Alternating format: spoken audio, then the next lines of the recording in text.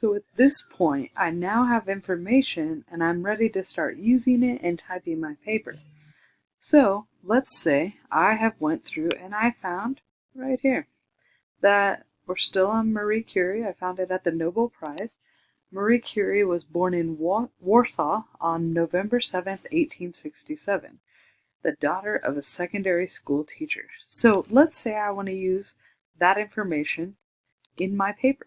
So I'm going to type over here, Marie Curie was born in Warsaw, Poland. So since that's not my information, I need to cite that source using an in-text citation. The cool thing about Mybib is that it does it for me.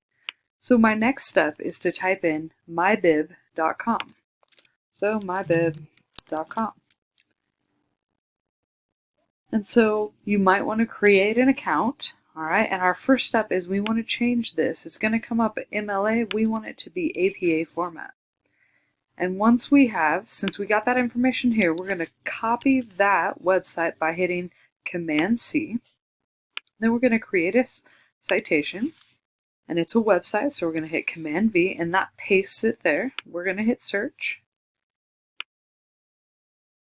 It says we can't find an author, so we got to go back and see if there's an author there. It doesn't appear that there is an author. So we'll go back here and we're going to say no author on this page. See, we have to skip that part. We're going to say we accessed it today and we're going to hit save. So that's my first citation.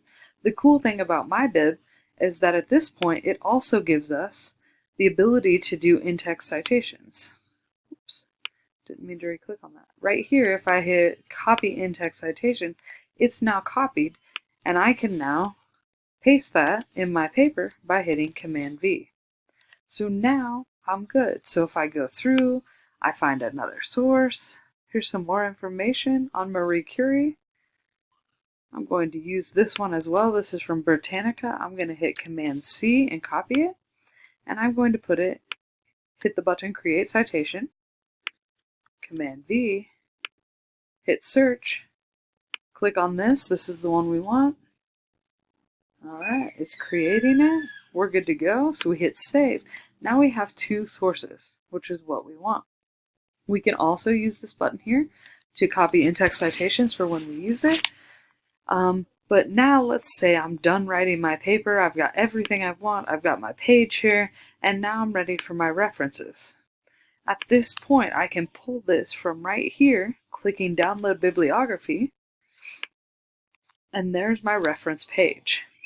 That looks exactly how it should look. If I hit click to copy, it's now been copied, and I can paste it right here on this page.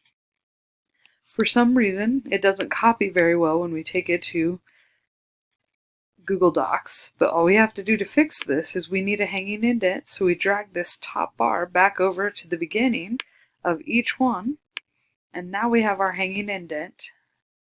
And our paper is in the correct format, and we're ready to turn this baby in on Canvas.